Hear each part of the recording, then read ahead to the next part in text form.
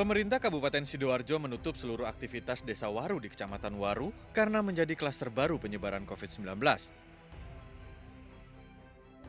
Dari total 303 warga yang mengikuti rapid test, 54 warga reaktif positif COVID-19 dan menjalani swab test di sejumlah rumah sakit di Sidoarjo.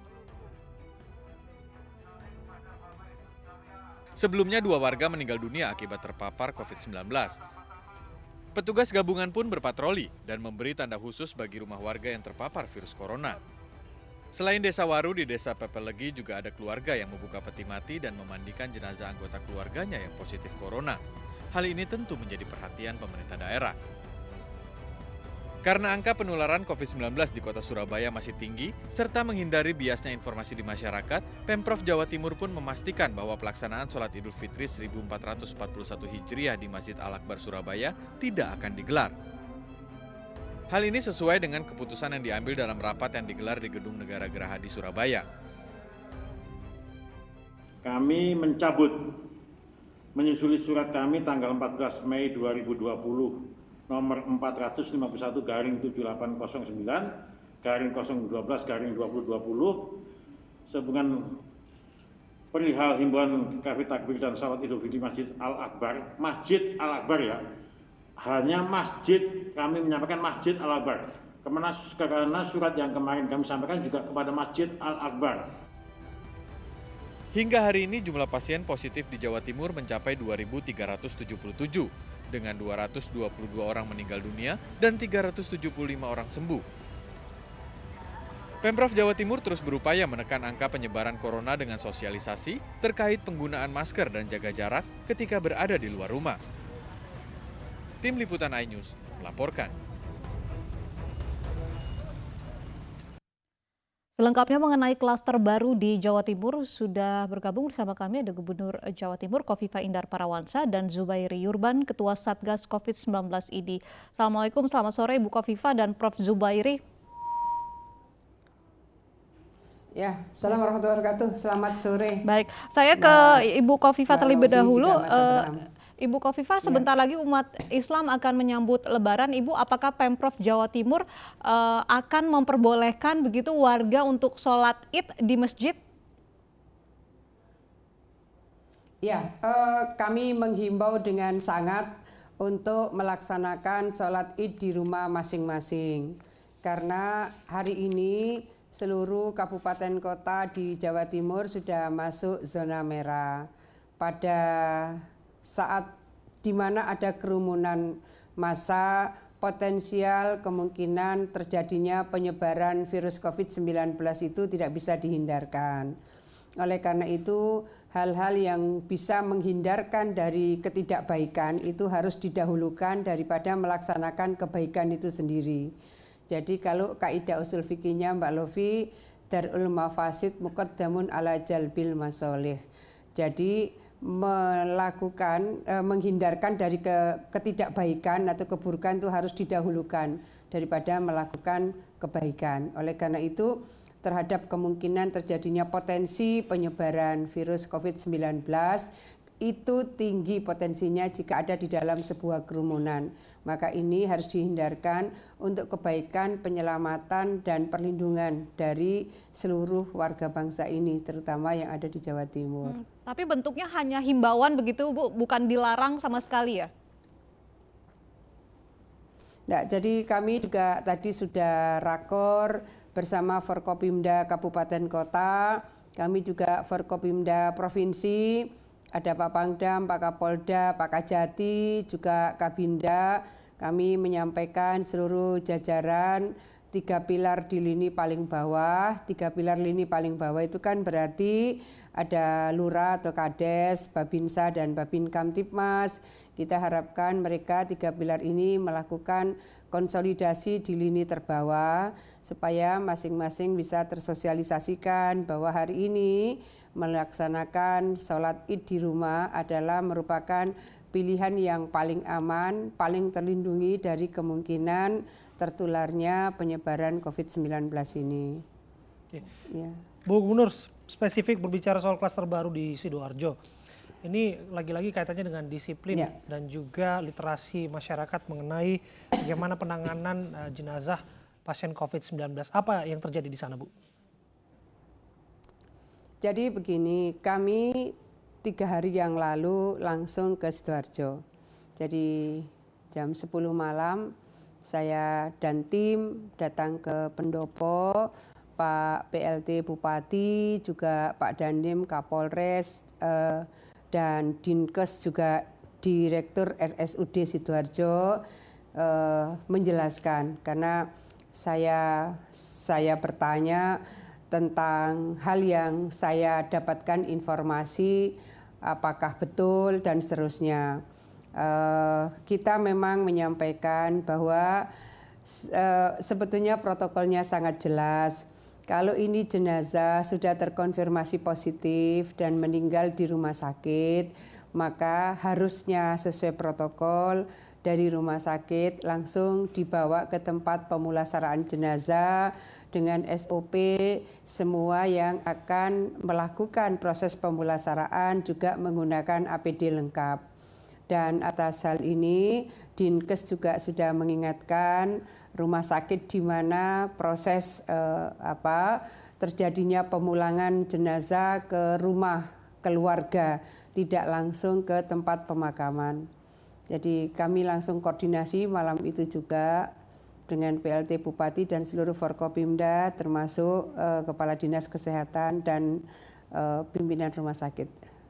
Tapi apakah informasi tersebut sampai begitu Bu ke warga? Ini kenapa jenazah pasien COVID bisa sampai dibawa pulang kemudian bahkan dimandikan begitu? Begini, saya mendengarnya ada proses pemulangan jenazah ke rumah penduduk yang kemudian ada peti mati dibuka dan seterusnya. Nah, ini artinya bahwa kami memang harus melakukan monitoring dan pengetatan kembali. Ini SOP kan sebenarnya ada di rumah sakit nih. Karena meninggal di rumah sakit, menurut protokol mestinya dari rumah sakit langsung dibawa ke tempat pemulasaraan jenazah dengan tim yang menggunakan APD lengkap.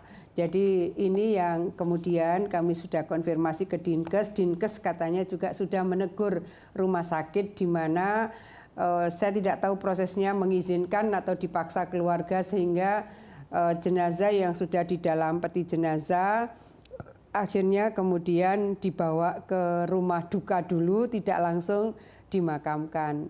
Jadi hal-hal seperti ini akan menjadi catatan kami. Betapa protokol-protokol itu mungkin sementara saya menganggap semua sudah terkonfirmasi karena sesungguhnya dari Dirjen Yanmed juga tiap hari di rolling berbagai informasi protokol-protokol kesehatan, ternyata di lapangan ada juga yang sempat lolos dan hal ini akhirnya menimbulkan klaster baru. Ya. Oke. Saya ke Prof. Zubairi. Prof, spesifik berbincang mengenai klaster baru di Sidoarjo, apa komentar Anda mengenai kasus ini? Klaster yang memandikan jenazah ya? Betul. Iya, jadi kan kita tahu penularan utama dari COVID-19 ini memang lewat droplet. Artinya melalui batuk, pilek, bersin, bicara. Namun virus ini juga ada di tubuh jenazah. Dan kalau memandikan maka ada risiko virusnya menular ke orang yang memandikan. Karena itu baik Majelis Ulama Indonesia maupun Muhammadiyah juga menyampaikan bahwa dalam kondisi seperti ini maka protokol untuk jenazah diserahkan sesuai dengan tenaga kesehatan, yaitu memang boleh tidak usah dimandikan dan langsung kemudian dimasukkan plastik, masuk peti mati dan dikuburkan. Oke. Jadi memang ada risiko kalau memandikan jenazah. Oke, Prof. Jadi singkat kata bisa dikatakan ada yang abai dalam mengerjakan tugasnya? Iya, tapi mengenai abai ini memang ini bukan yang pertama kali ya. Jadi artinya dalam hal ini tidak bisa 100% disalahkan ke masyarakat. Jadi begitu meninggal kelihatannya kita perlu berulang kali menyampaikan ke masyarakat, ke keluarga almarhum bahwa ini menular kalau memandikan jenazah. Ini menular kalau peti matinya dibuka. Jadi memang harus bolak-balik. Karena ini bukan yang pertama kali. Dan juga masalah terkait dengan upacara keagamaan ini juga telah berlangsung berkali-kali di Indonesia dan juga di banyak negara lain. Di Korea maupun di Perancis, di Malaysia itu ada tablik akbar, di Singapura dan di tempat lain dari gereja. Di kita juga sudah mendengar masalah di Bandung dan di Bogor. Jadi memang tim begitu ada pasien meninggal, tim memang harus menjelaskan berulang kali ke keluarga pasien. Apakah ini mungkin karena kurang edukasi begitu, kurang diberikan informasi warga mengenai seperti apa penanganan jenazah pasien positif corona ini seharusnya? Iya, itu mirip-mirip begini. Kalau orang tarwah dari dulu kita tarwah, dari dulu kita kemudian sholat id, kemudian halal bihalal. Nah, ini kalau begitu dilarang kan harus tahu tuh masyarakat mengapa dan apa konsekuensinya. Jadi memang dua hal. Pertama, masyarakatnya belum paham atau ngeyel atau ngotot. Yang kedua, atau kitanya belum memberi penyuluhan yang jelas. Karena yang disebut edukasi, yang disebut komunikasi itu bukan apa yang kita sampaikan ke masyarakat, namun apa yang telah ditangkap oleh masyarakat. Jadi memang harus berulang kali. Dan kalau perlu bisa mensitir ayat Al-Quran, fadzakir inna fa'ati dzikra, maka jelaskanlah, insya Allah menjelaskan itu, mengedukasi itu bermanfaat. Oke, saya kembali ke Bu Gubernur. Bu Gubernur, dari kasus jenazah pasien positif corona yang dimandikan di rumah duka ini, jelas ada protokol yang dilanggar di sini. Pertanyaan saya berikutnya, bagaimana tanggung jawab Pemprov untuk memastikan bahwa semua protokol ini dipatuhi? Ya kan kalau bilang kembali ke Undang-Undang Bencana, di PP-nya itu disebut bahwa leading sektor dari proses seperti ini adalah kabupaten kota. Nah, kami sebetulnya mengorganize bagaimana supaya proses-proses yang kita maksimalkan untuk melakukan pencegahan itu bisa kita maksimalkan. Tapi leading sektornya tetap di kabupaten kota. Maka ketika kami mendengar ada peti jenazah yang dibuka, kemudian ada yang di rapid test waktu itu reaktif, malam itu juga saya dan tim langsung ke Pendopo Sidoarjo dan kita minta penjelasan dari tim Forkopimda, Dinkes, dan pimpinan rumah sakit. Tapi jenazah ini sebenarnya bukan dari RSUD Sidoarjo, cuma kita saling cocokkan bagaimana supaya ini tidak terjadi lagi. Jadi koordinasi kami sesungguhnya sangat intensif, tetapi bahwa luasnya area yang harus kami konsolidasikan tentu menjadi sangat efektif kalau semuanya memang seperti Prof. Zubairi sampaikan. Jadi ada proses yang memang tidak sekedar kita menyampaikan, tetapi masyarakat juga memahami. Semua pihak memahami apa yang boleh dan apa yang tidak boleh dilakukan sesuai dengan protokol-protokol kesehatan. Lalu bagaimana Ibu dengan nasib warga di Desa Waru ini yang ditetapkan sebagai klaster baru di Jawa Timur ini sudah Jadi dilakukan? Gini, ya. Jadi saya sudah ketemu 2 kali dengan Pak PLT Bupati Sidoarjo. Ibaratnya di desa itu atau dusun ya, di dusun di mana tempat klaster itu semacam dilakukan isolasi lokal atau lockdown lokal. Jadi parsial lockdown, kira-kira begitulah. Itu sudah langsung dilakukan 3 hari yang lalu, parsial lockdown atau partial isolation di situ. Kemudian saya sudah memberikan akses khusus untuk Sidoarjo karena memang sudah ada analis dan pakar molekuler untuk di swab. Kebetulan reagen kami cukup, langsung bisa diakses di mesin PCR test Rumah Sakit Dr. Sutomo. Karena kecepatan kita melakukan PCR test ini juga akan mudah mendeteksi proses tracing berikutnya. Jadi mulai hari ini tim analis dari Sidoarjo sudah kita berikan akses khusus untuk bisa melakukan PCR test di Rumah Sakit Dr. Sutomo. Rumah Sakit Sutomo ini adalah rumah sakit milik Pemprov. Kebetulan alhamdulillah seminggu belakangan ini kami sudah bisa melakukan PCR test dan kebetulan di Sidoarjo ada analis pakar molekuler yang memungkinkan melakukan sendiri. Jadi kita memberikan akses khusus supaya PCR testnya bisa sesegera mungkin. Kan kita paling butuh waktu paling lama 6 jam. Kita sudah tahu hasilnya. Kalau biasanya ketika mesinnya masih sangat terbatas, menunggu ini bisa 2 minggu. Nah kalau ini bisa 4-6 jam. Ya. Kita sampaikan informasi ini dulu Bu Gubernur, yaitu di Jawa Timur seorang balita berusia 2 tahun kembali dijemput tim medis dari Rumah Sakit Dr. Sudarsono dan Satgas COVID-19 Kota Pasuruan untuk diisolasi. Pasalnya hasil swab terakhir, balita dinyatakan positif corona. Selain itu penjual bakso yang berstatus pasien dalam pengawasan tetap berjualan dan menolak dievakuasi.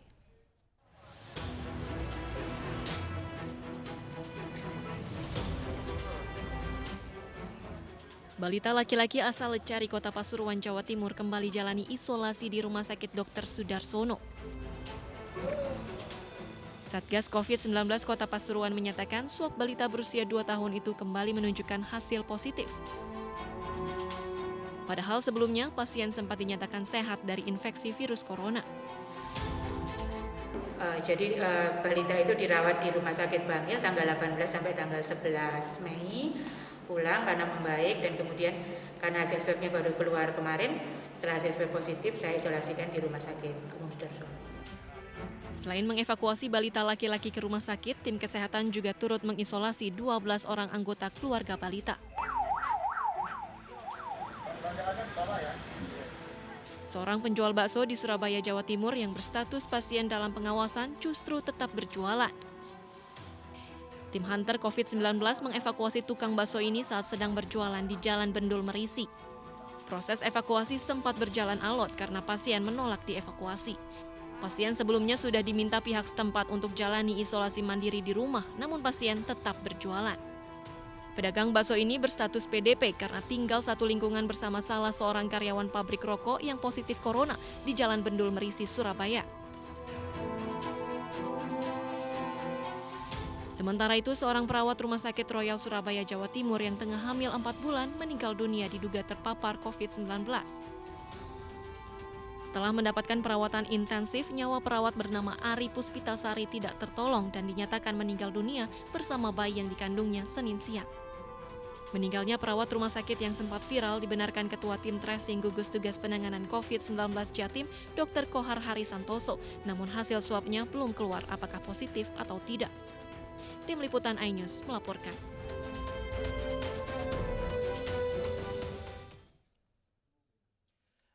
Dari rangkaian peristiwa ini, apa yang ingin dikomentar oleh Bu Gubernur? Pertama begini, kembali protokol kesehatan. Kalau misalnya kasus almarhumah perawat Ari, saya ingin pastikan sesungguhnya beliau bukan merawat pasien COVID-19. Tetapi bahwa banyak sekali nakes yang kemudian terpapar virus ini justru bukan karena merawat pasien COVID. Karena apa? Karena banyak OTG, orang tanpa gejala, kemudian apakah pada saat konsultasi, pada saat perawatan dan seterusnya, akhirnya kemudian menyebarlah virus yang ada di dalam mereka yang OTG. Nah, menurut regulasi protokol kesehatan, bahwa yang hamil harusnya harus cuti bekerja. Yang di atas 60 tahun juga harus cuti bekerja. Artinya bahwa tugas-tugas seperti ini memang menjadi penting kembali untuk diikuti. Almarhumah perawat Ari ini kebetulan sedang hamil. Nah, di dalam regulasi mestinya yang sedang hamil harusnya cuti. Artinya ini yang memang harus terus ditertibkan, harus terus dimonitor. Kemudian ya kembali kewenangan ini ada di kabupaten kota, tapi kami tidak berdiam diri karena yang di-refer oleh tim gugus tracing ini adalah koordinator tracing Jawa Timur, Dr. Kohar. Saya memang meminta kita proaktif untuk bisa melakukan apakah tracing, ataukah kita bahkan melakukan rapid test di banyak tempat, melakukan swab di banyak tempat. Nah, berikutnya kaitan dengan pasien balita. Sangat mungkin pada saat kembali dari rumah sakit hasil swabnya belum keluar. Nah, kembali banyak sekali pasien yang kemudian karena gejalanya tidak nampak, demam tidak, batuk tidak, sesak nafas tidak. Ketika gejala-gejala klinis itu tidak nampak, hasil swab belum keluar, maka kemungkinan ini dianggap sudah sehat. Nah, ketika kemudian hasil PCR testnya keluar, maka kemudian diminta untuk dirawat kembali. Saya rasa SOP seperti ini terjadi di banyak titik. Inilah yang menjadi PR kami, kenapa saya juga meminta tambahan mesin PCR test supaya proses swab bisa segera di PCR, supaya hasilnya bisa segera diketahui. Sehingga masing-masing itu lebih berkepastian. Ini betul sehat, ini tanpa gejala, tapi PCR testnya positif. Maka harus lagi menunggu PCR test berikutnya negatif lagi, 2 kali negatif baru bisa keluar dari rumah sakit. Nah, kalau kemudian ada yang PDP kemudian tidak berkenan diisolasi, kasus ini juga rasanya terjadi di beberapa tempat. Kembali memang proses untuk melakukan persuasi kepada masyarakat bahwa ini demi kebaikan mereka, ini untuk kesehatan mereka, ini untuk perlindungan mereka menjadi sangat penting. Pemprov sebetulnya menyiapkan ruang isolasi non positif, jadi yang terkonfirmasi OTG, ODP, dan PDP sebetulnya disiapkan oleh Pemprov di gedung observasi BPSDM Pemprov di Surabaya. Kita juga menyiapkan di Malang dan seterusnya. Saya rasa masing-masing daerah juga menyiapkan ruang-ruang observasi untuk OTG, ODP, dan PDP agar mereka tidak terkonfirmasi menjadi positif, karena memang PDP di Surabaya ini 68% itu potensial terkonfirmasi positif. Oleh karena itu memang sebaiknya PDP ini sudah harus diisolasi supaya membaik, tidak terkonfirmasi positif, justru sebaliknya akan membaik. Ya, saya ke Prof. Zubairi. Prof, bagaimana kemudian protokol yang dilaksanakan oleh rumah sakit, utamanya tenaga medis yang misalnya hamil disebutkan tadi, kemudian juga tenaga medis yang di atas 65 tahun untuk tidak bekerja, untuk bisa menjaga keselamatan diri mereka dari COVID-19? Sebetulnya ada yang pertama untuk yang wanita hamil tentu harusnya jam kerjanya diminimalkan atau untuk sementara selama pandemi COVID ini ya jangan bekerja di rumah sakit yang merawat pasien COVID yang pertama. Namun yang lebih penting untuk mencegah penularan adalah APD yang selalu harus lengkap. Saya lihat di beberapa rumah sakit APD-nya lengkap untuk dokternya tapi tidak lengkap untuk perawatnya. Saya kira ini kewajiban pemerintah, dalam hal ini kewajiban rumah sakit untuk menyediakan APD yang lengkap untuk tenaga kesehatan, baik dokter maupun perawat maupun cleaning service misalnya, bila memang merawat pasien dengan COVID-19 ataupun pasien PDP. Jadi APD ini yang lengkap tidak bisa ditawar, harus selalu tersedia. Dan itu tidak hanya hari ini, misalnya kemarin di drop sudah banyak sekali oleh pemerintah, namun besoknya lagi, minggu depan tetap memerlukan APD yang baru lagi, karena sebagian APD hanya sekali pakai. Baik. Kita harapkan APD begitu bagi tenaga medis yang langsung berhadapan langsung dengan pasien positif corona ini bisa benar-benar membantu mereka untuk tidak terhindar atau tertular dari virus corona. Terima kasih Prof. Zubairi dan juga Ibu Khofifah. Ada satu lagi melihat klaster-klaster di Jawa Timur. Oke, singkat saja Prof, waktu kita sangat terbatas. Berarti belum waktunya untuk melonggarkan PSBB untuk Jawa Timur dengan klaster-klaster baru ini. Oke, baik, catatan itu akan ditangkap kiranya dari mereka yang mengambil keputusan. Terima kasih sekali lagi Bu Gubernur Khofifah Indar Parawansa, Gubernur Jawa Timur, dan juga Prof. Zubairi dari Ikatan Dokter Indonesia.